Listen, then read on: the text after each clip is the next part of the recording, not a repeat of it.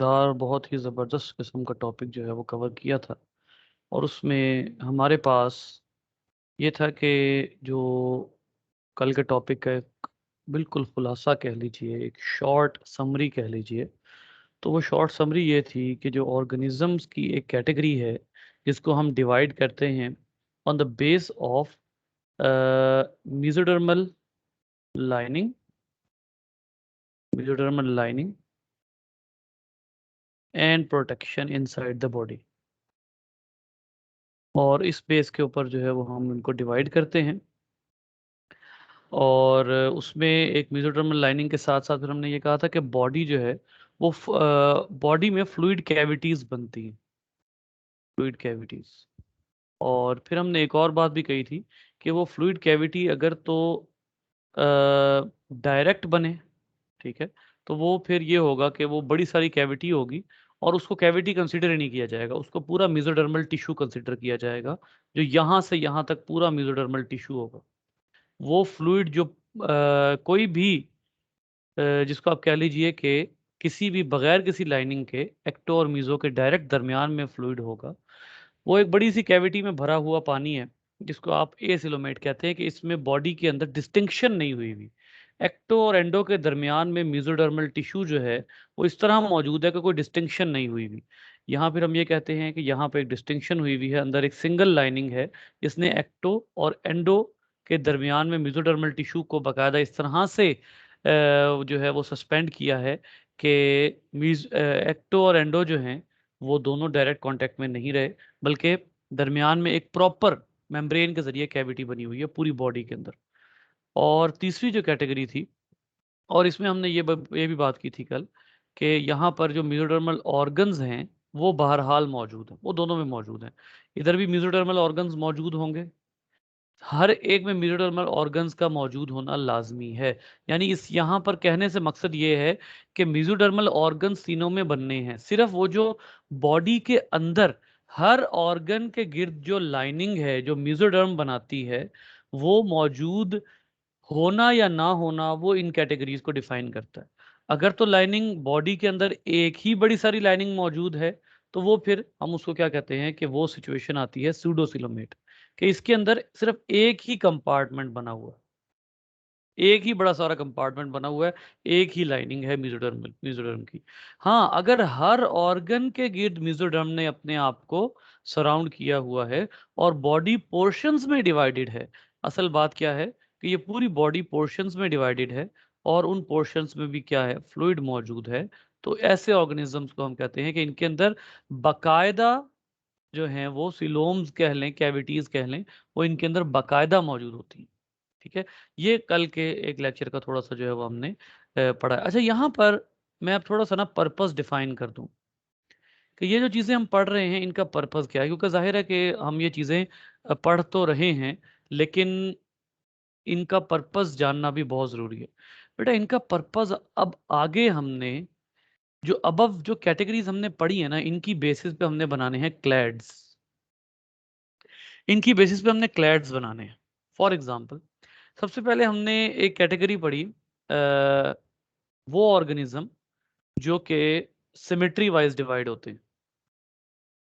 ठीक है, symmetry wise divide होने के लिहाज से हम कहते हैं कि जी बायलेट्रिया, जिनमें चाहे लार्वा में भी बायलेटरल सिमेट्री हो, ठीक है, उनको भी बायलेट्रिया में शामिल किया जाता है।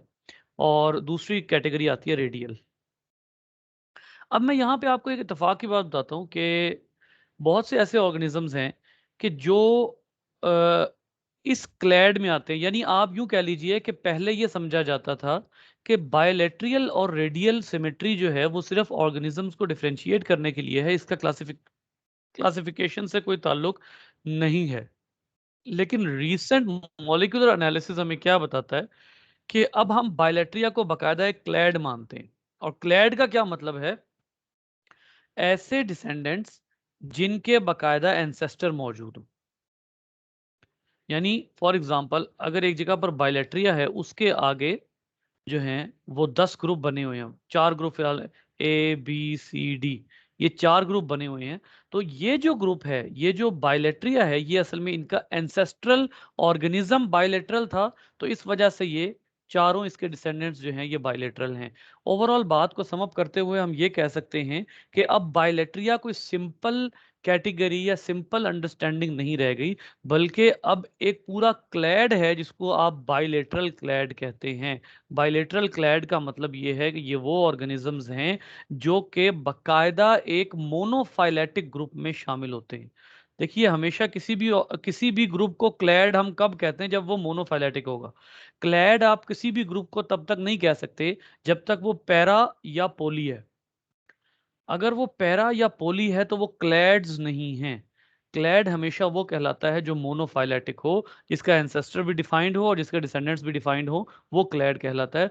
और अब बायलेट्रिया बकायदा एक क्लैड है। अभी आप थोड़ी देर में ये पूरी एक कैटेगरी पढ़ेंगे जहां पे आप फाइलेटिक मैप पढ़ेंगे। उसमें आपको वाज़े तौर पर नजर आएगा कि फाइलेटिक लिनिएज ड्रॉ करने के लिए अब हम सिमेट्री को बकायदा यूज करते हैं। अब हम बॉडी सिमेट्री को बकायदा यूज करते हैं कि ये जो बॉडी सिमेट्री है इसकी बेस पर हम क्लैड्स बनाते हैं। और उसके अलावा बॉडी सिमेट्री की बेस पे क्लैड बने या ना बने, असल में तो क्लैड ने बनना है मॉलिक्यूलर एनालिसिस पे। ये बात आपको बड़े शुरू से पता है। जब हमने फाइलॉजेनी पढ़ी थी तब से आपको पता है कि क्लैड ने बनना ही तब है जब मॉलिक्यूलर एनालिसिस होगा। लेकिन इत्तेफाक कुछ ऐसा है कि मॉलिक्यूलर एनालिसिस और क्लैडिस्टिक अप्रोच जो है, सॉरी, जो मॉलिक्यूलर एनालिसिस है और जो सिमेट्रीज हैं, वो इत्तेफाक ऐसा है कि वो दोनों पैरेलल चल रहे हैं, यानी दोनों बराबर बराबर चल रहे हैं। जहां पर बायलेटरल सिमेट्री है वो ऑर्गेनिज्म मॉलिक्यूलर लेवल के ऊपर भी उसी क्लैड में आ रहे हैं जो बायलेटरल क्लैड है। तो इसका मतलब यह है कि इनको अब हम, अगर हम फाइलोजेनेटिक क्लासिफिकेशन, यहां पर इसकी अहमियत मैं इसलिए आपको बता रहा हूं कि अगर हम यहां पर फाइलोजेनेटिक क्लासिफिकेशन करते हैं तो फाइलोजेनेटिक क्लासिफिकेशन में बायलेट्रिया एक टेक्सॉन है। बायलेट्रिया एक टेक्सॉन है। जी बेटा, टेक्सॉन क्या होता है?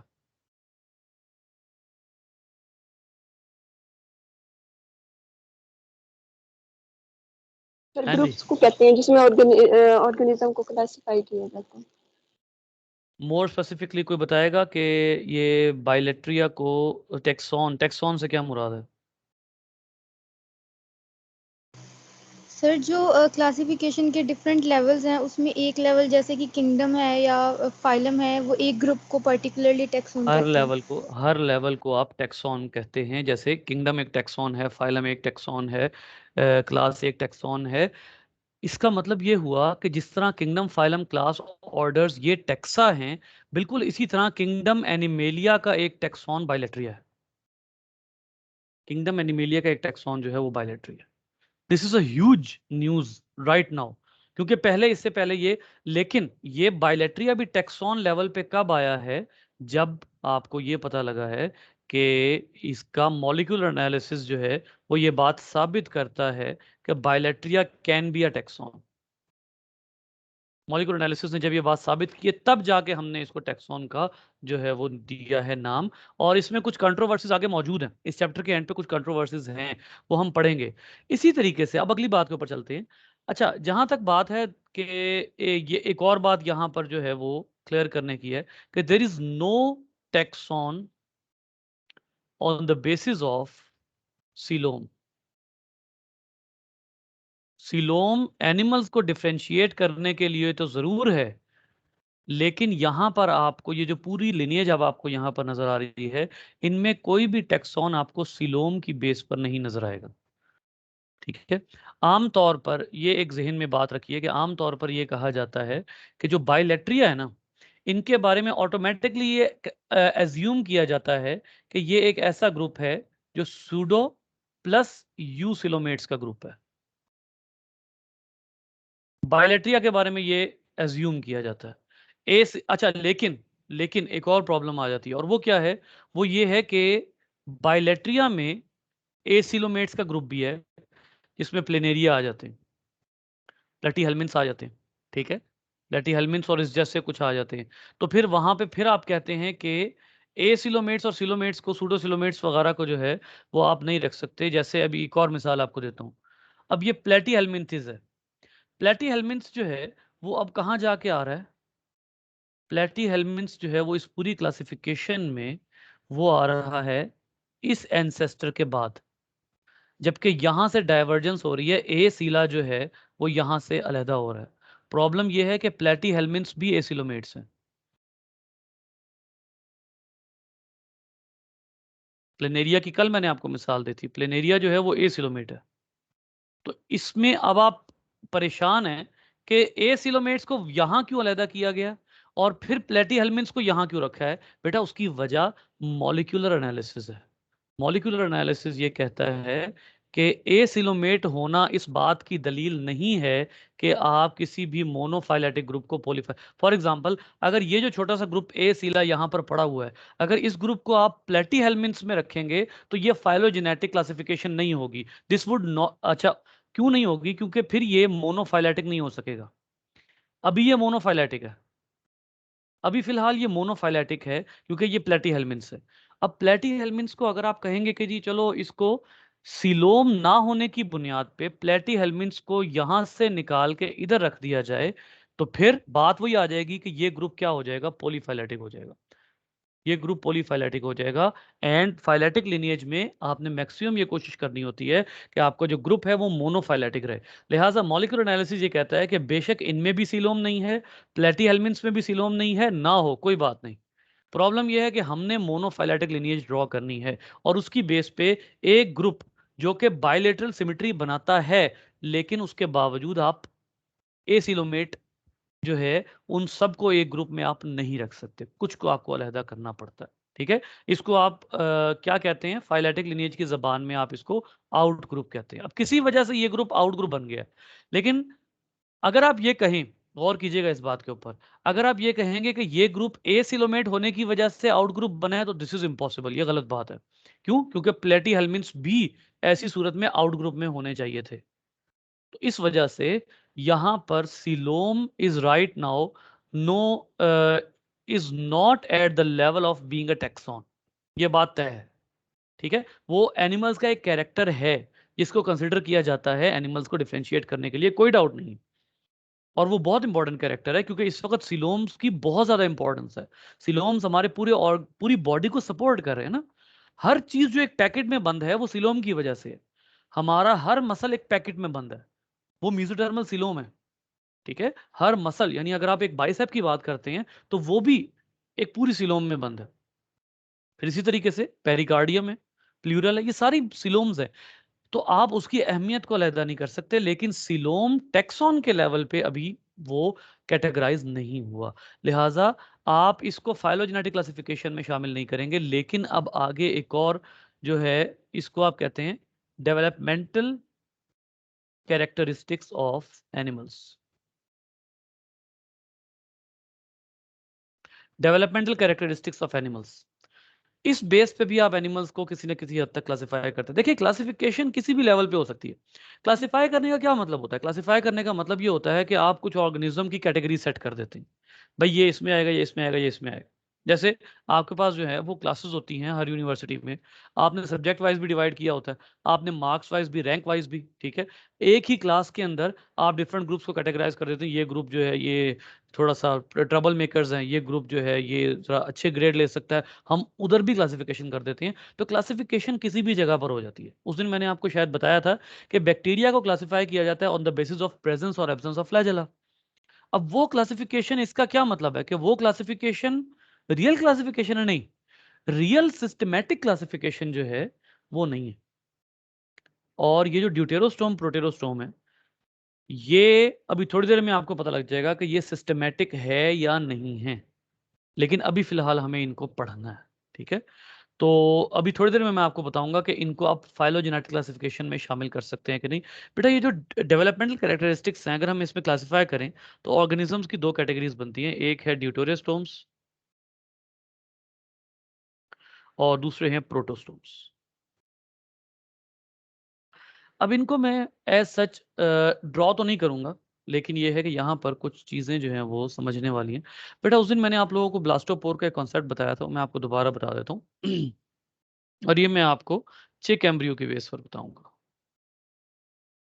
चिक एम्ब्रियो, अब ये चिक एम्ब्रियो जो है इसके बारे में मैंने आपको जो है वो कुछ दिन पहले कुछ डिटेल बताई थी, और वो मैं दोबारा बताऊंगा आपको कि आपके पास जब ये एक वो होती है, योक होती है, तो अच्छा, यहाँ पर एक और बात भी अपने ज़हन में रखनी है आपने कि एक होती है आपके पास योग, ठीक है, उस योग के नीचे, क्योंकि मैं अपने ज़माने में इस हवाले से कन्फ्यूजन का शिकार रहा हूँ और मैं यहाँ पर किसी बच्चे को नहीं चाहता कि वो इस हवाले से कन्फ्यूजन का शिकार रहे, कि जो अंडा होता है उसके नीचे जो है वो प्रोटीन होती है, ठीक है।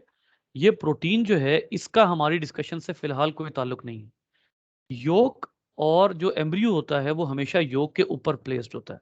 अगर आपने देखना है तो आप किसी भी फर्टिलाइज्ड एग, जो एग फर्टिलाइज्ड होता है, उस फर्टिलाइज्ड एग को उठाएं, अगर उसके ऊपर योक के दरमियान में आपको वाइट सा निशान नजर आता है, इसका मतलब ये है कि वो एग फर्टिलाइज्ड है और वो एम्ब्रियो बनना शुरू हो चुका है। तो यहाँ पर इसके ऊपर, लिहाजा हमारा जो ताल्लुक है वो सिर्फ यहाँ से यहाँ तक है, हमने सिर्फ इतना पढ़ना है, ठीक है। डेवलपमेंट में, अच्छा डेवलपमेंट में क्या होता है कि जब ये एम्ब्रियो बनना शुरू होता है, तो अब मैं ज़रा योग को जो है वो डिस्कस करने लगा हूँ। फॉर एग्जांपल ये हमारे पास जो है वो यहाँ पे हम कहते हैं कि ये हमारे पास योग है और उसके ऊपर जो है यहाँ पर एम्ब्रियो प्लेस्ड है। ये फिलहाल जाइगोट की फॉर्म में है, सिंगल सेल की फॉर्म में, ठीक है। फिर नेक्स्ट लेवल पे क्या होता है कि इसके अंदर जो है वो चेंजेस आते हैं और ये जो है वो एक बॉल ऑफ सेल्स बन जाता है, ठीक है। ये मैं बहुत क्विकली पूरी डेवलपमेंट गुजार के कुछ स्टेजेस आपको बता रहा हूँ। बॉल ऑफ सेल बन जाता है। जब ये बॉल ऑफ सेल्स बन जाता है तो इस लेवल पे आप इसको ब्लास्ट्यूला कहते हैं, ये बात तो आप लोगों को बहुत अच्छे तरीके से पता है। अच्छा, उसके बाद फिर क्या होता है कि इसके अंदर अब अरेंजमेंट शुरू होती है, ये भी उस दिन बात हो चुकी है, मैं सिर्फ आपको रिमाइंड इसलिए करा रहा हूँ कि आज के टॉपिक में सारी ये डेवलपमेंट डिस्कस होनी है। अब जब ये आप अरेंजमेंट्स करते हैं तो एम्ब्रियो की शेप में भी थोड़ी सी चेंजेस आती हैं। एम्ब्रियो जो है वो अपनी शेप में चेंज लाता है और एक साइड से थोड़ा सा जो है वो योक से सेपरेट हो जाता है, ठीक है। योक से सेपरेट जब होता है तो जिस जगह से योक से सेपरेट होता है उसको आप कहते हैं ब्लास्टोपोर। और ये भी मैंने आपको उस दिन बताया था कि किसी भी, ऐसा हरगिज जरूरी नहीं है कि हर ऑर्गेनिज्म में ब्लास्टोपोर नीचे की तरफ ही हो, क्योंकि आपको ये बात अच्छे तरीके से पता है कि जिस तरह मैं ड्रॉ कर रहा हूं, ब्लास्टोपोर के बिल्कुल नीचे क्या आता है, योक आती है। ब्लास्टोपोर के बिल्कुल नीचे योक आनी है। तो हर एम्ब्रियो का ब्लास्टोपोर इधर नहीं होता, ह्यूमन का ब्लास्टोपोर इस जगह नहीं होता, एम्फीबियंस का ब्लास्टोपोर इस जगह नहीं होता। लेकिन करंटली आपको सिर्फ मैं बताना ये चाह रहा हूँ कि ब्लास्टोपोर होता क्या है, क्योंकि यहाँ पे अभी हमने ब्लास्टोपोर की थोड़ी सी डिस्कशन करनी है। ब्लास्टोपोर ये है बेटा कि जब एम्ब्रियो अपनी जो सेल लाइनिंग है उसकी शेप चेंज करके यहाँ पर जर्म लेयर्स की फॉर्मेशन शुरू करेगा ना, जर्म लेयर्स यानी ecto meso endo, germ layers की फॉर्मेशन शुरू करेगा, तो उस टाइम पे उस एम्ब्रियो के स्ट्रक्चर में जो डिप्रेशन आएगा उसको आप ब्लास्टोपोर का नाम देते हैं। दोबारा सुनिए कि जर्म लेयर्स की फॉर्मेशन के टाइम पे एम्ब्रियो में जो डिप्रेशन आएगा उसको आप ब्लास्टोपोर का नाम देते हैं। अच्छा, ब्लास्टोपोर की डेफिनेशन ये कंप्लीट नहीं है। ब्लास्टोपोर हमेशा वो पॉइंट होता है जिससे दो में से एक चीज बननी होती है। बेटा बहुत गौर से सुने, एक तो मैंने आपको बताया जहां से जर्म लेयर्स बनना शुरू होती हैं वहां डिप्रेशन आता है, उसको आप ब्लास्टोपोर कहते हैं। लेकिन एक और चीज साथ ऐड करनी है आपने, वरना ब्लास्टोपोर की डेफिनेशन कंप्लीट नहीं होगी, आप कंफ्यूज हो जाएंगे। ब्लास्टोपोर से दो में से एक चीज बननी होती है, या माउथ बनना होता है या एनस बननी होती है। अब अगर इस पूरे एम्ब्रियो में कहीं और डिप्रेशन आता है और वहां से माउथ या एनस नहीं बन रहे तो वो ब्लास्टोपोर नहीं है। आप एम्ब्रियो में किसी किसी भी और जगह, फॉर एग्जांपल यहां पर डिप्रेशन ले आए, लेकिन अगर यहां से माउथ और एनस नहीं बनना तो वो ब्लास्टोपोर नहीं है। ये बात अपने जहन में रखिएगा, ठीक है। तो ब्लास्टोपोर हमेशा उस जगह बनेगा जहां पर फ्यूचर में माउथ या एनस बननी है और वो डिप्रेशन होगा एम्ब्रियो में। लेकिन अगर वही डिप्रेशन कहीं और आता है और वो एनस या माउथ नहीं है तो वो ब्लास्टोपोर नहीं हो सकता। अच्छा, अब यहां से अगली गुफ्तगू शुरू करते हैं। उसके बाद फिर कुछ मजीद चेंजेस आते हैं, जैसे होता ये है कि अब ये एक एम्ब्रियो जो है, एम्ब्रियो, वो एक एम्ब्रियो की फॉर्मेशन हुई और एम्ब्रियो के अंदर जो है वो लेयर्स बनना शुरू हुई। जैसे फॉर एग्जांपल सबसे ऊपर आपको मिलती है जनाब यहाँ पर बाहर की तरफ, ये क्योंकि एम्ब्रियो की डोर्सल साइड है, ठीक है, डोर्सल।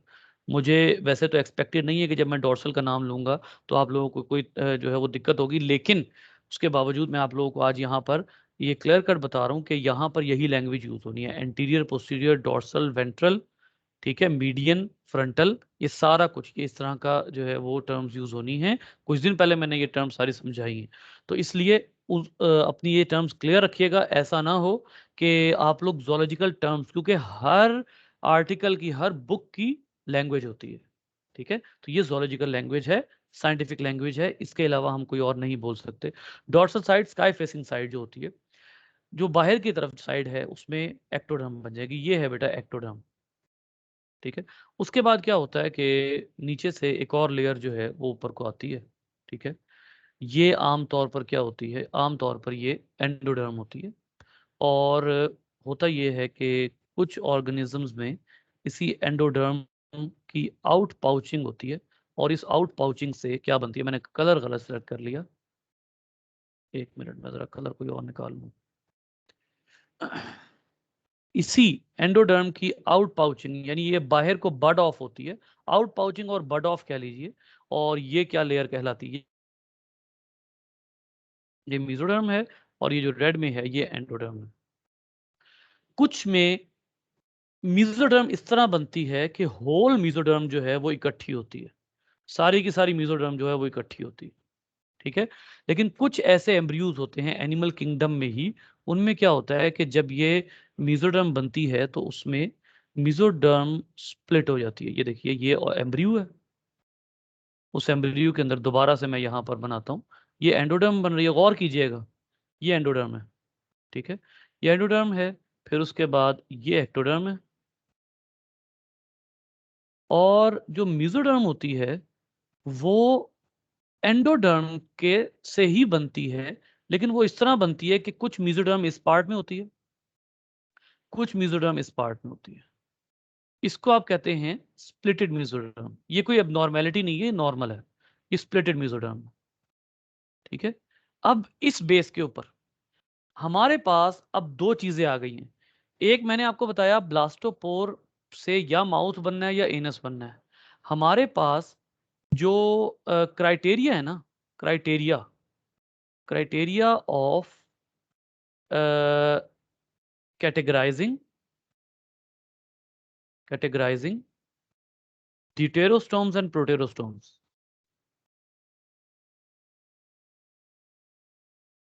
प्रोटोस्टोम्स सॉरी, दो क्राइटेरियाज हैं हमारे पास। एक क्राइटेरिया है हमारे पास कि ब्लास्टोपोर से क्या बनने वाला है, दूसरा क्राइटेरिया हमारे पास है कि मेसोडर्म इकट्ठी है या मेसोडर्म स्प्लिटेड है, और इसी मेसोडर्म ने क्या बनाना है, सिलोम बनानी है ना। आपको ये बात तो आपको अच्छे तरीके से पता है, इन्हीं मेसोडर्म्स ने सिलोम बनानी है, ठीक है।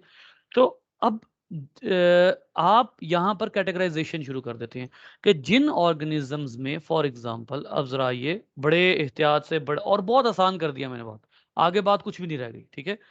जिन ऑर्गेनिजम्स में ब्लास्टोपोर बनाएगा माउथ, उन ऑर्गेनिजम्स को आप कहते हैं प्रोटोस्टोम्स। जिन ऑर्गेनिजम्स में ब्लास्टोपोर बनाएगा एनस, उसको आप कहते हैं ड्यूटेरोस्टोम्स। आगे आ जाइए, जिनमें मेसोडर्म इकट्ठी होगी, स्प्लिट नहीं होगी, वो कहलाते हैं ड्यूटेरोस्टोम्स, और जिनमें मेसोडर्म स्प्लिट हो जाएगी उनको आप कहते हैं प्रोटोस्टोम्स। इतनी सी बात है, not more than that, believe me. इससे ज्यादा ड्यूटेरोस्टोम और प्रोटेरोस्टोम जो है उनमें को बहुत बड़ा डिफरेंस है भी नहीं। गौर कीजिएगा, हाँ एक डिफरेंस जो रह गया है वो भी मैं बताता हूँ, गौर कीजिएगा, ये देख लीजिए, ये देखिए, इसमें ये मेसोडर्म है, ये ड्यूटेरोस्टोम है, इसमें मेसोडर्म स्प्लिट हो चुकी है इधर और इधर, ठीक है। इससे इस साइड से सीलोम बननी है, तो क्या है, ये प्रोटोस्टोम है, मेसोडर्म स्प्लिट हो चुकी है इसमें, ठीक है। और इसी तरीके से इसमें जो है वो ब्लास्टोपोर वो बना रहा है माउथ। पहले तो ये इस बात का तयन कर लीजिए ब्लास्टोपोर है कहाँ, ये देखिए ये ब्लास्टोपोर है, ये और ये, तो इसका मतलब है नीचे ही देखेंगे हम, यहां पर ब्लास्टोपोर बना रहा है माउथ, यहां ब्लास्टोपोर बना रहा है NS. This is the simplest classification. जो आखिरी रह गए है लेवल क्लेवेज वाला, वो हम इंशाल्लाह, वो हम इसको, ये तो है ही नहीं मुश्किल, तो आसान सी बात है क्लेवेज वाली। तो ये दो डिफरेंसेस सबसे ज्यादा मुश्किल आमतौर पर फील होते हैं। फिर अच्छा, इन चीजों को जो है वो क्लियर करने के लिए एक दो और चीजें मैं आपको दिखाता हूँ यहाँ पर, जो हमारी बात को ऐसे पानी की तरह साफ कर देंगे। ये देखिए, अब ये प्रोटोस्टोम ड्यूटेरोस्टोम, ये आपके सामने जो है ये दो इस वक्त हैं, ओ सॉरी, एक मिनट रुकिएगा।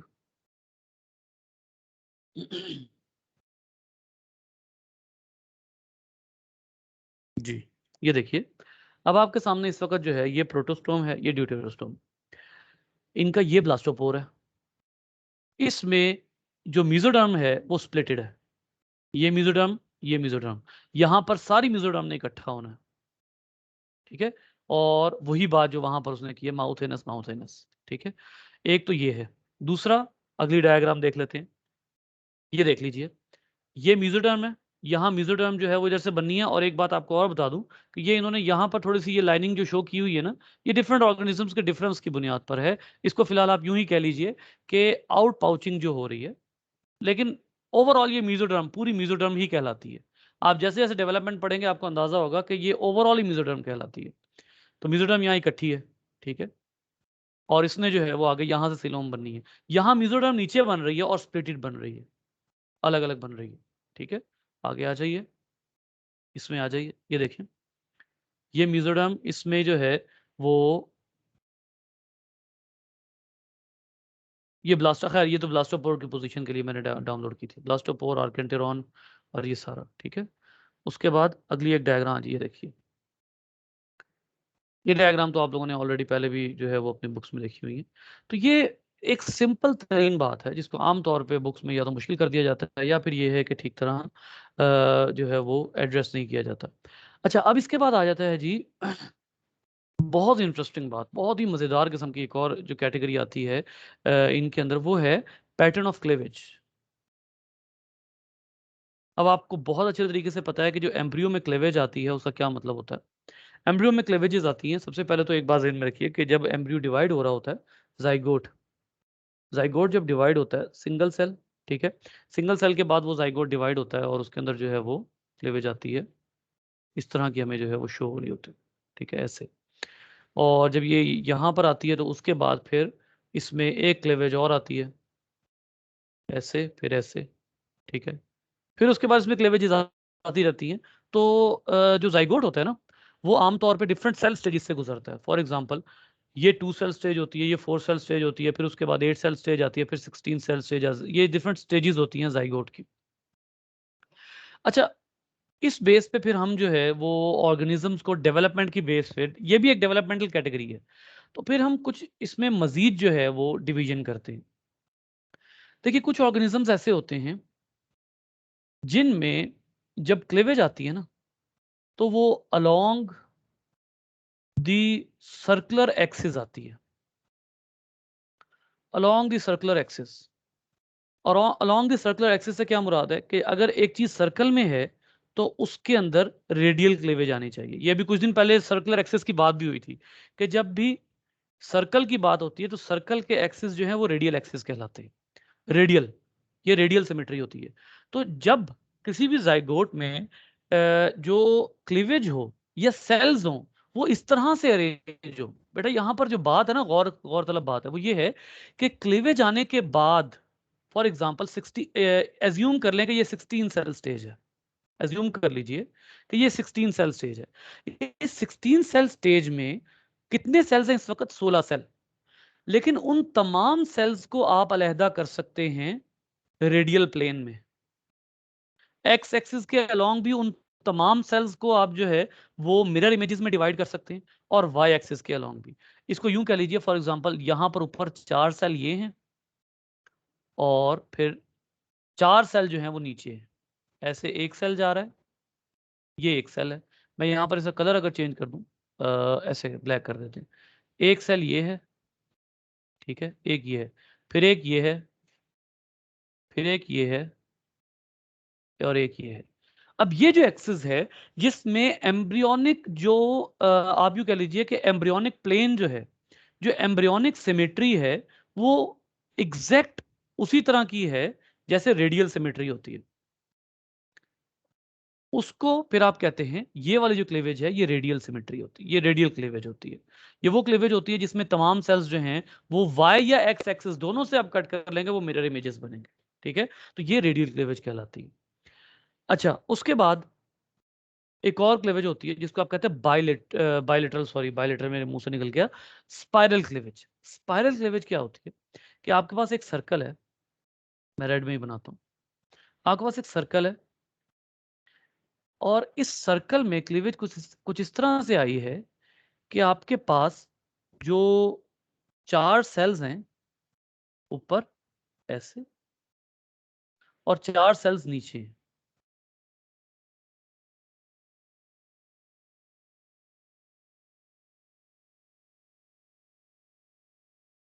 ये डायग्राम शायद मुझसे इतनी बेहतर ना बने, लेकिन इसको भी हम डिस्कस कर लेंगे। जब भी एम्ब्रियो में इस तरह के एक्सिस बने कि आपको सेल को डिवाइड करने के लिए डायगोनल प्लेन यूज करना पड़े, डायगोनल प्लेन, इसको प्रॉपर्ली इधर से समझते हैं। ये देखिए, मुझसे डायग्राम ठीक नहीं बनी। अब इसका और इसका, इन दोनों का जो क्लीवेज प्लेन है वो देख लीजिए। इसका जो क्लीवेज प्लेन है उसमें आपको एक्स ये प्लेन बन रहा है, ठीक है, या ये बन रहा है, या इसमें भी एग्जैक्ट नीचे की तरफ कोई लाइन नहीं आ रही। ये रेडियल प्लेन नहीं है, इसको आप स्पाइरल कहेंगे। ये स्पाइरल प्लेन है, ठीक है। इसकी एक और डायग्राम आपको दिखाता हूं, बहुत जबरदस्त, वो आपकी एफएससी की बुक से। लेकिन यहां से देख लीजिए, ये जो प्लेन है this is exactly spiral plane, radial plane, sorry spiral मेरे मुंह से निकल गया। ये एग्जैक्टली रेडियल प्लेन है कि ये एग्जैक्ट उसी मिरर इमेजेस की सूरत में ये सारा एम्ब्रियो जो है वो डिवाइड हो रहा है। इसकी यहाँ पर जो आपको डायग्राम मिलेगी वो मेरा ख्याल है इससे ज्यादा बेटर आपको जो है यहाँ पर समझ आएगी। इसको एक और इसको इस अंदाज में देख लेते हैं ताकि हमें ये चीज भी समझ आ जाए। ये देखिए, यहां पर गौर कीजिए इस डायग्राम को। स्पाइरल क्लीवेज में आप अगर इसका एंगल देख रहे हैं तो ये एंगल जो है ये कुछ ऐसे बन रहा है। ये देखिए, ये एंगल बन रहा है, ठीक है। मैं दोबारा यहां से मिटा के आपको दिखाता हूं। ये देखिए, ये एंगल सीधा नहीं है। अगर आप इसका एंगल सीधा करने की कोशिश करेंगे तो वो ये है, और ये एंगल टेढ़ा बन रहा है अगर आप सीधा ड्रॉ करेंगे। तो जब ऐसी क्लीवेज होती है जिसमें जो एम्ब्रियो के सेल्स हैं वो एक स्ट्रेट प्लेन में मिरर इमेजेस नहीं बन रहे, बल्कि आपको प्लेन को थोड़ा सा ऐसे डायगोनल ले जाना पड़ रहा है, then it would be called as a spiral cleavage. और ये रेडियल है, और कीजिए, ये एग्जैक्ट रेडियल क्लीवेज है, ठीक है। सो ये आपके सामने लिखा हुआ है, जिनमें स्पाइरल होती है वो प्रोटोस्टोम है, जिनमें स्पाइरल नहीं होती वो ड्यूटेरोस्टोम, जिनमें रेडियल होती है वो ड्यूटेरोस्टोम, ठीक है। जी बेटा, यहां तक क्लियर है? Any problem? सर एक क्वेश्चन है। जी, सर ये जो मेसोडर्म स्प्लिट होती है कि नहीं होती, तो ये सेल्स की अरेंजमेंट की बेस पे होती है कि सॉरी होगी या दोबारा, नहीं आपकी होगी? आवाज कट गई, आपकी आवाज कट गई। सर ये जो मेसोडर्म स्प्लिट होती है कहीं पे नहीं हो रही ना, तो ये सेल्स की अरेंजमेंट की बेस पे है? जी जी जी, सेल की अरेंजमेंट की बेस पे, साइटोप्लाज्मिक डिटर्मिनेंट्स की बेस पे। जो एग होता है उसके अंदर जो मदर होती है वो साइटोप्लाज्मिक डिटर्मिनेंट्स देती है, उस वक्त भी हमने पढ़ा था जब हम जेनेटिक्स पढ़ रहे थे। तो उसकी बेस पे, जेनेटिक्स की बेस पे ये सारी चीजें होती हैं।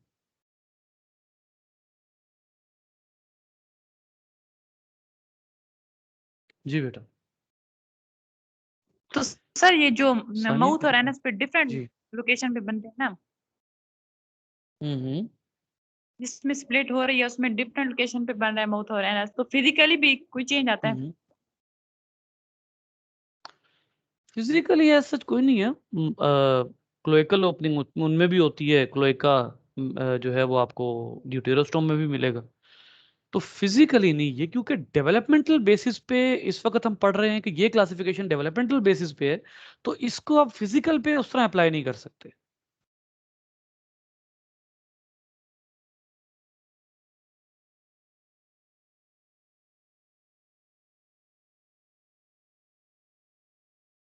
जी बेटा। अच्छा जी, इसके बाद आ जाइए, ड्यूटेरोस्टोम प्रोटोस्टोम हो गया। अब एक और चीज रहती है, और वो क्या है? अक्सर आपने देखा होगा कि रेडियल क्लीवेज जो होती है उसके साथ ये जो स्पाइरल क्लीवेज है, रेडियल और स्पाइरल तो हम दोनों हमने पढ़ लिया, लेकिन उसके साथ एक और वर्ड लिखा होता है, और वो है कि स्पाइरल एंड डिटर्मिनेट। हाँ, ये क्लीवेज स्पाइरल एंड डिटर्मिनेट।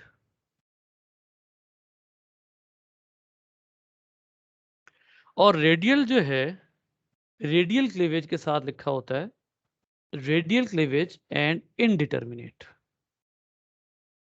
अब ये एक बड़ी कंफ्यूजिंग की बात होती है, आमतौर पर कंफ्यूजन होती है इसमें, लेकिन बहुत सिंपल बात है। आप यकीन करें, इतनी सिंपल बात है कि जिसकी कोई हद नहीं।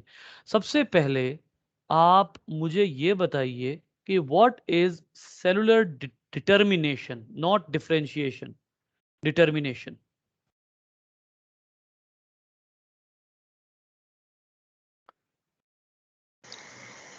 सर कि सेल का फंक्शन क्या होगा?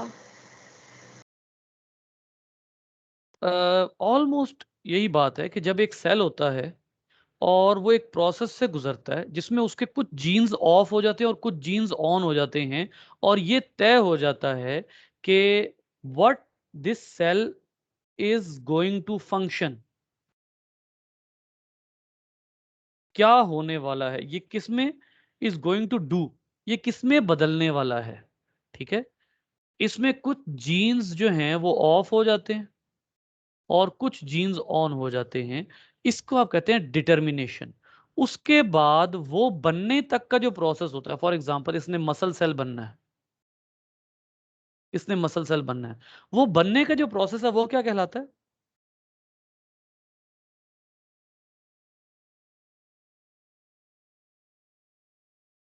डिफरेंशिएशन।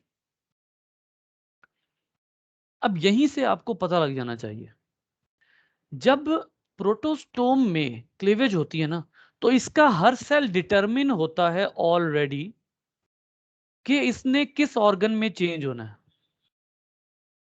अगर आप फॉर एग्जांपल आप क्या करें, आप इस सेल को आइसोलेट कर लें, इस सेल को आइसोलेट कर लें और उसको लेबोरेटरी में आप ग्रो करने की कोशिश करें, तो क्या होगा? तो ये होगा कि ये एक इनकम्प्लीट मैस में चेंज हो जाएगा और ये भी इनकम्प्लीट रहेगा। क्यों? ये तयन कर चुके थे इस चीज का कि ये क्या बनने वाले हैं, लिहाजा अब आप इनसे कुछ भी अलग करेंगे तो ये डिटर्मिनेशन कर चुके हैं कि हमने किस में कन्वर्ट होना है, कौन सा हिस्सा क्या बनाएगा। ठीक है, किसी ने मैसेज किया हुआ, फेट। अच्छा, उसके बाद आइए, इनडिटर्मिनेट क्या होगा? अब यहीं से आपको पता लग जाएगा। इनडिटर्मिनेट ये होता है कि इसकी एक खास सेल, अगर मैं ह्यूमन की बात करूं तो तकरीबन 16 सेल स्टेज तक ये तमाम क्लीवेज इनडिटर्मिनेट होती है। आपको पता है इनडिटर्मिनेट का क्या मतलब है? इनडिटर्मिनेट का मतलब ये है कि every cell is able to create a whole embryo. इनमें से हर सेल स्टेम सेल है और अभी इस बात का तयन नहीं हुआ कि ये क्या बनाने वाले हैं। ये ऐसे सेल्स हैं जो इनडिटरमिन्ड हैं, इनको नहीं पता कि ये क्या बनाने वाले। इनमें से आप किसी को अलहदा भी कर देंगे तो वो नया एम्ब्रियो बना देगा, पूरा नया ऑर्गेनिज्म बना देगा। ऐसी क्लीवेज जिसमें सेल्स का तयन ना हुआ हो उसको आप इनडिटर्मिनेट क्लीवेज कहते हैं।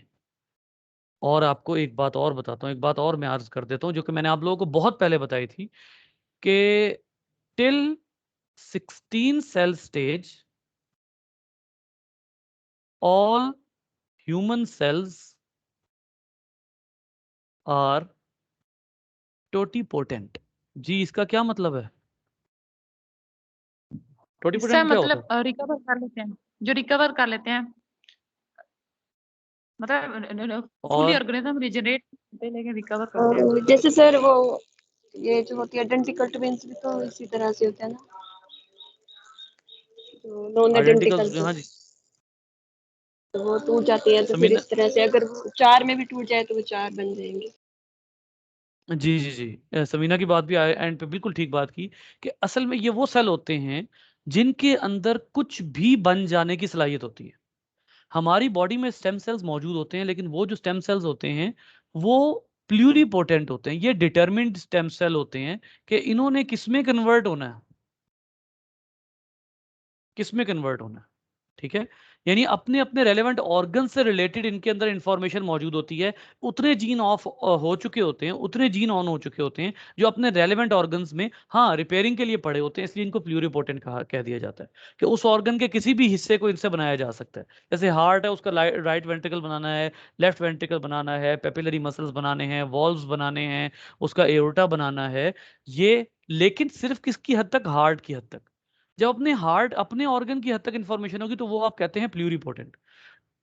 टोटिपोटेंट स्टेम सेल्स वो होते हैं जिनके अंदर कंप्लीट इंफॉर्मेशन होती है।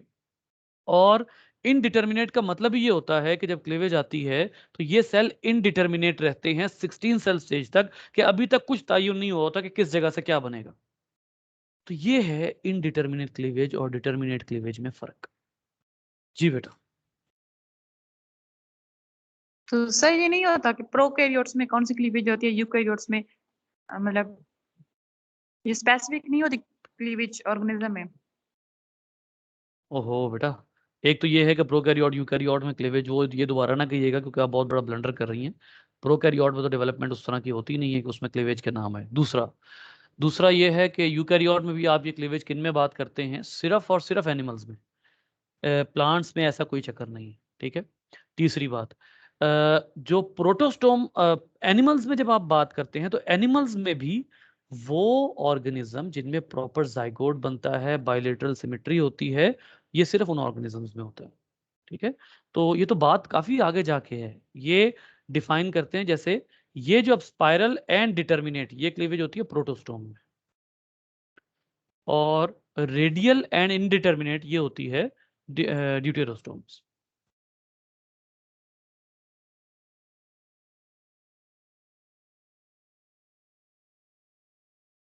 जी बेटा जी। मुझे नहीं लगता कि हमने कोई कसर छोड़ी है चीज़ को समझने में। अगर आपको कोई सवाल है फिर भी तो बताइए।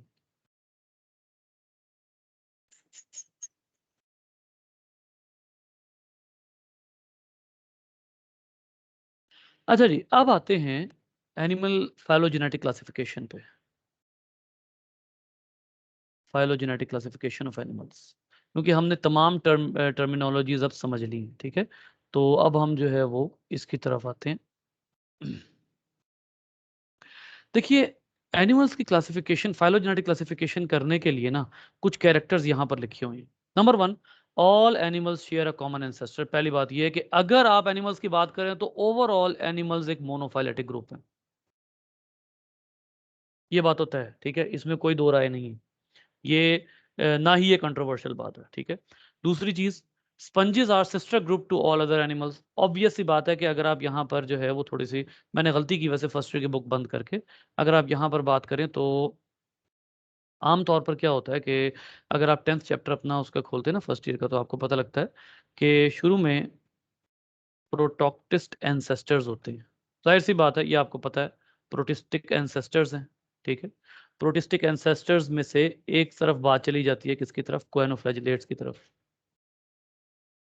फिर उसके बाद आप कहते हैं कि जी आगे यहाँ पर आकर एक और डिवीजन बनती है, इसमें से कौन डाइवर्ज हो जाते हैं? स्पंजेस जो हैं वो डाइवर्ज हो जाते हैं। तो बाकी क्या रह गए? अदर एनिमल्स, ठीक है। तो ये जो अदर एनिमल्स हैं ये असल में सिस्टर ग्रुप हैं बाकी तमाम स्पंजेस के। उसे ये बात एक्सप्लेन करने की कोशिश की है। दूसरी बात, एक और, ये जो अदर एनिमल्स है ना, इनको असल में आप क्या कहते हैं? सबसे पहले तो यहाँ पर ना एक चीज डिफाइन कर लेते हैं कि अगर आप स्पंजिस को अलहदा करें तो स्पंजिस का जो ग्रुप है इसको कहा जाता है Parazoa, parallel to animals. Para, parallel, zoa, animals. Parazoa parallel to animals, यानी sponges are not classified as animals but these are parallel to animals. बच्चे किधर गए?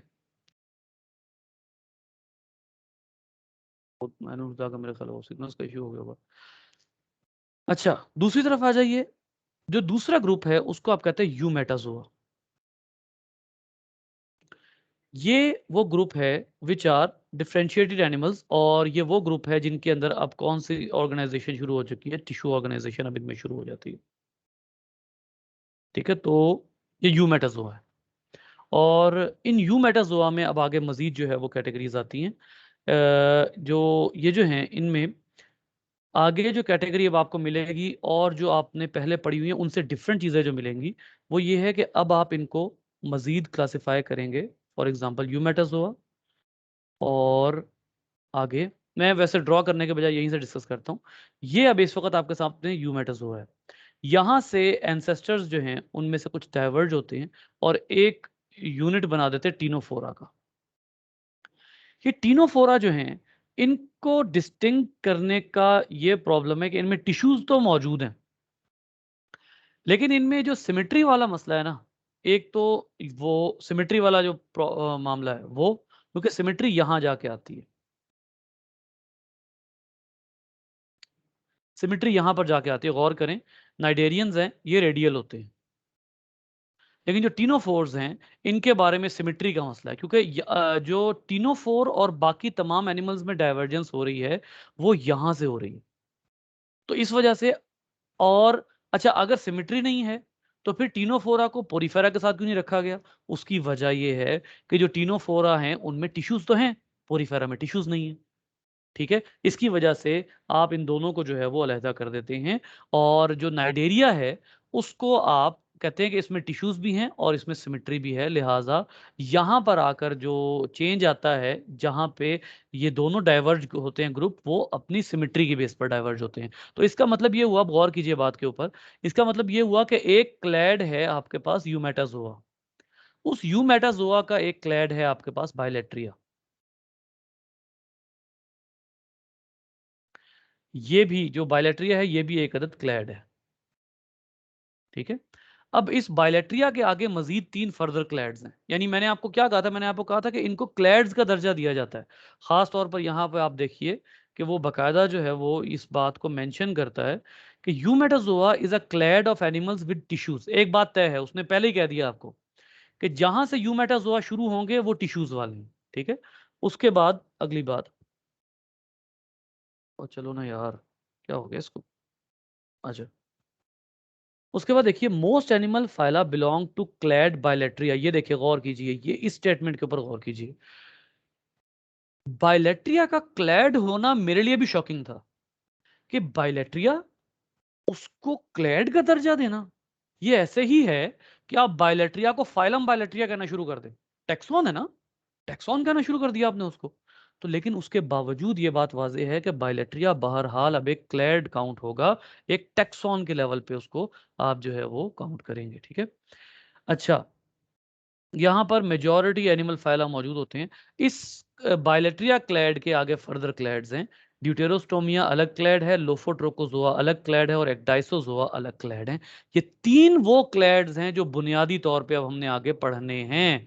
यानी आपके जितना एनिमल किंगडम है, एनिमल की जितनी डाइवर्सिटी है, उसमें ये 3 क्लैड्स के ऊपर घूमेगी। हाँ, एक बात तय है कि इसका मतलब ये नहीं है कि आपने ये 3 नहीं पढ़ने, आपने नाइडेरिया नहीं पढ़ना, आपने टीनोफोरा नहीं पढ़ना, पोरीफेरा नहीं पढ़ना, ये भी पढ़ने हैं। लेकिन ये बात तय है कि जो अगर आप एनिमल डाइवर्सिटी की बात करते हैं तो एनिमल डाइवर्सिटी जो है it is mainly composed of clade Bilateria. Mainly इसमें क्लैड बायलेट्रिया का रोल होता है।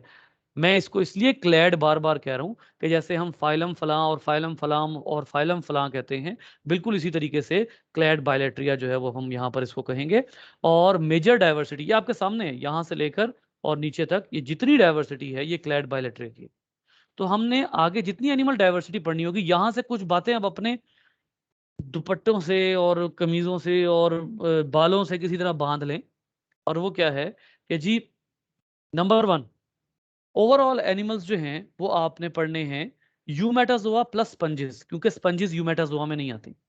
ठीक है, यूमेटाजोआ सिर्फ और सिर्फ टिश्यूज वाले हैं, पोरीफेरा पोरीफेरा अलग है। ठीक है, फिर उसके अलावा यूमेटाजोआ जो है वो आगे फर्दर क्लैड्स में डिवाइड होता है।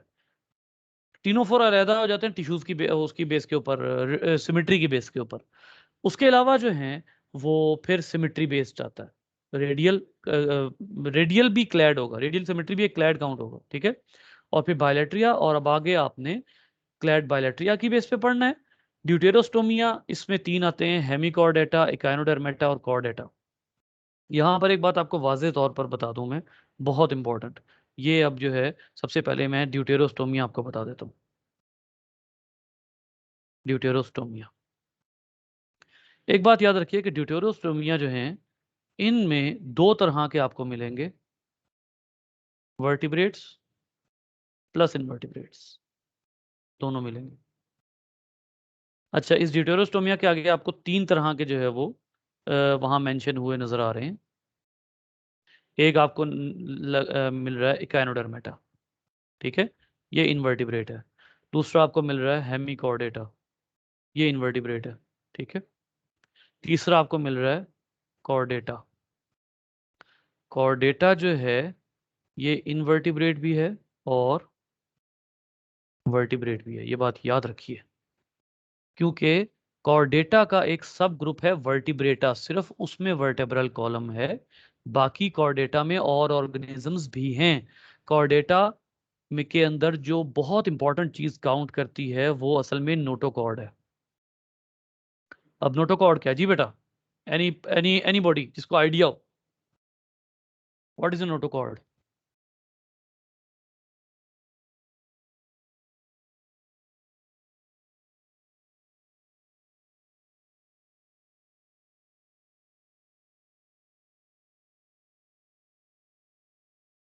हैं? सर जो बाद में एनी वर्टिब्रेट्स में वो स्पाइनल कॉर्ड और नर्वस सिस्टम वगैरह बनाते हैं। सर जो बॉडी को सपोर्ट करता है, स्केलेटल। बेसिकली नोटोकॉर्ड एक कार्टिलेजिनस वर्टेब्रल कॉलम होती है। आपका आंसर ठीक है समीना, कि ये जो नोटोकॉर्ड होती है ये असल में स्केलेटल टाइप सपोर्ट प्रोवाइड करती है, लेकिन किसको? एम्ब्रियो को, ठीक है। कुछ में नोटोकॉर्ड थ्रू आउट लाइफ रहती है, कुछ में पार्शली रहती है, और कुछ में नोटोकॉर्ड शुरू में बनती है फिर खत्म हो जाती है कॉर्डेट्स के अंदर।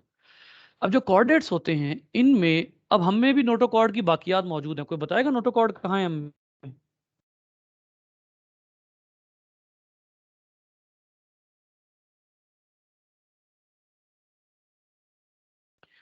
ये जो हमारे बैकबोन है ना, बैकबोन, इसके हर दो मोहरों के दरमियान में एक कार्टिलेज की डिस्क है, वो नोटोकॉर्ड की बाकियात है।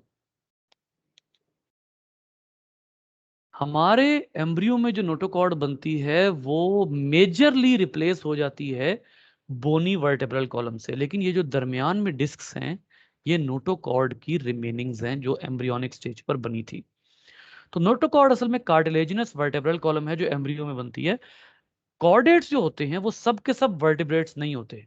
वर्टिब्रेट में शर्त यह है कि जो बैकबोन हो या जो डॉर्सल सपोर्ट हो वो बोनी हो, ना कि कार्टिलेजिनस। तो इसलिए इस पूरे एनिमल किंगडम में ये जो आपको यूमेटाजोआ नजर आ रहे हैं, अभी आपने कहा ना यूमेटाजोआ, यूमेटाजोआ जितने भी आपको नजर आ रहे हैं वो सब के सब इनवर्टिब्रेट्स हैं। एक और चीज बड़ी मजे की, अब आप देखें, आप एनिमल किंगडम को अंडरस्टैंड करें ना तो आपको बड़ी अजीबोगरीब बातें पता लगती हैं। जैसे फॉर एग्जाम्पल, अभी मैंने आपको क्या बताया कि मेजर डायवर्सिटी किसमें है? बायलेट्रिया में। दूसरी बात, अगर आप पूरे एनिमल किंगडम को छानते हैं तो आपको पता लगता है कि जो यूमेटाजोआ हैं वो 90% इनवर्टिब्रेट्स हैं।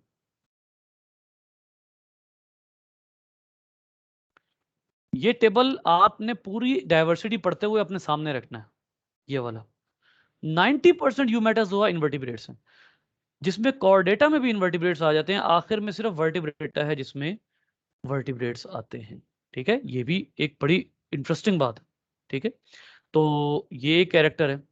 थ्री मेजर क्लैड्स ऑफ बायलेट्रिया, बायलेट्रिया जो है उसके तीन मेजर क्लैड्स हैं, एक ड्यूटेरोस्टोमिया अभी मैंने डिस्कस किया, ठीक है। उसके बाद आ जाइए जी, दूसरा है लोफोट्रोकोजोआ, ये सबसे ज्यादा डाइवर्स। अभी मैंने आपको क्या कहा कि सबसे ज्यादा डाइवर्सिटी किस क्लैड में? बायलेट्रिया में। बायलेट्रिया के सबसे ज्यादा डाइवर्स क्लैड का नाम है लोफोट्रोकोजोआ, जिसमें अब आपके पास एक लंबी कतार आ जाती है, और कीजिएगा, बायलेट्रिया के इसमें प्लेटीहेल्मिन्स आ जाते हैं, सिंडरमेटा, एक्टोप्रोक्टा, इनके ऑल्टरनेट नेम्स भी हैं, ब्रैकियोपोडा, मोलस्का, एनेलिडा, ये आ जाते हैं लोफोट्रोकोज़ोआ में। अब इनका नाम लोफोट्रोकोज़ोआ क्यों है? सबसे पहली बात तो ये बेटा कि ये ग्रुप, देखिए आप लोगों को इस बात का बहुत अच्छे तरीके से अंदाजा होना चाहिए कि ये जो जितने ग्रुप्स बनाए हैं, ये सारे के सारे ग्रुप्स जो हैं अपने आप में एक तो मोनोफाइलेटिक हैं। दूसरी बात, इनको मोनोफाइलेटिक मॉर्फोलॉजिकल बेस पे नहीं बल्कि मॉलिक्यूलर बेसिस पर इनको कहा गया है मोनोफाइलेटिक। ठीक है, अब मॉर्फोलॉजिकल बेस पे इस पूरे ग्रुप में दो ऐसी चीजें नजर आती हैं कि जिनकी वजह से इनका नेम हमें मिलता है। नंबर वन, एक जो चीज लोफोट्रोकोज़ोआ में हमें नजर आती है वो ये है कि इनके अंदर एक स्ट्रक्चर बनता है जिसको हम कहते हैं लोफोफोर। तो उसका हमने ले लिया लोफो। अब लोफोफोर क्या है ये देखिए, ये लोफोफोर है। ये बहुत से जो आपके हैं बहुत से ये जो ग्रुप्स हैं, ये जितने ग्रुप्स आपको यहां से लेकर यहां तक मिल रहे हैं, इनमें से कुछ ऐसे हैं जो लोफोफोर बनाते हैं। तो उनको हमने लोफोफोर की वजह से उसको नाम दे दिया लोफो।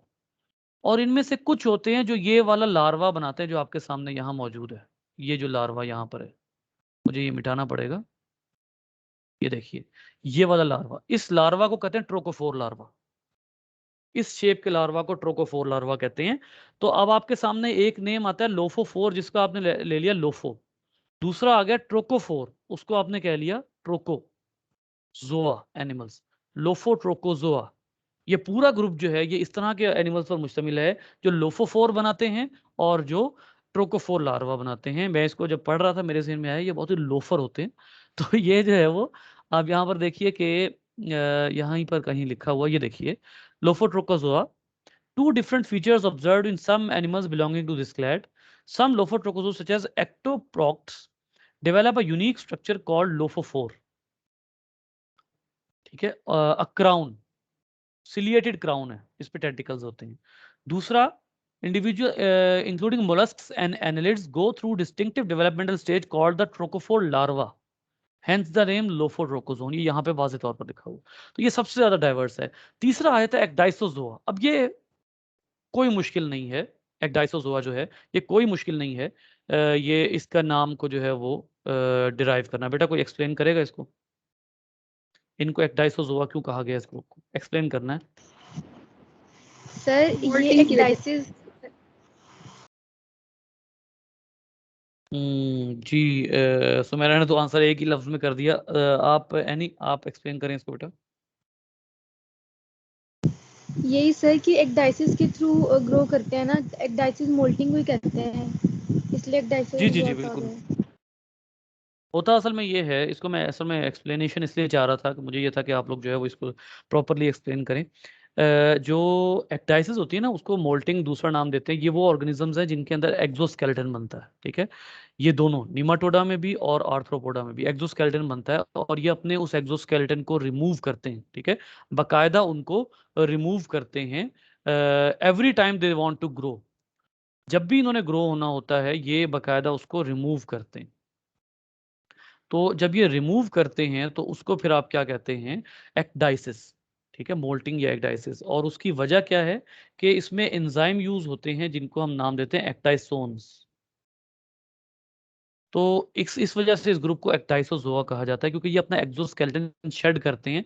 एक्सोस्केलेटन देखें, एक्सोस्केलेटन के नाम से आपको पता है कि असल में आप ये देखें कि हमारी बॉडी की किस चीज ने ग्रो करना है, मसल्स ने। अब हमारा तो एंडोस्केलेटन है, हमारा स्केलेटन आमतौर पे हमारी ग्रोथ की राह में रुकावट नहीं बनता।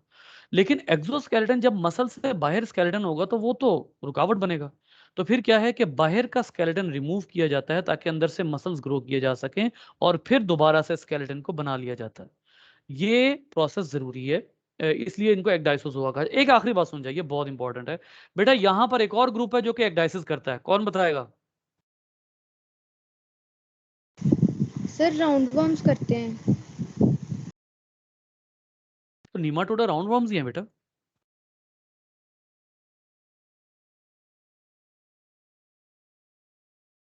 जी, और कोई?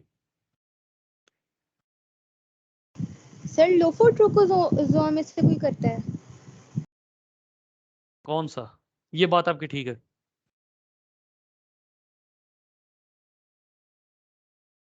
मोलस्क। मोलस्क। जी, मोलस्क। मोलस्क्स ये काम करते हैं। लेकिन मोलस्क्स को इधर क्यों नहीं रखा गया?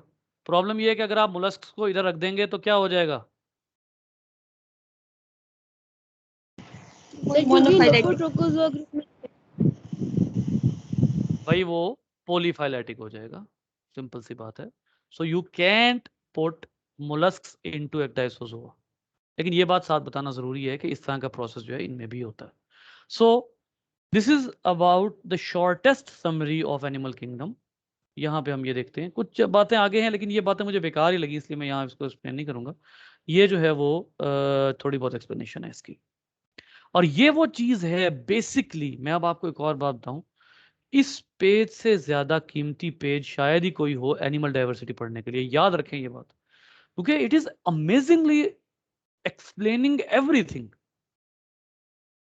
आपको पूरी एनिमल डाइवर्सिटी यहां मिल रही है, पूरी की पूरी, और वो भी किस सूरत में? मैप के फॉर्म में। मैप आपने खुद नहीं बनाना, मैप आपको बना बनाया मिल रहा है।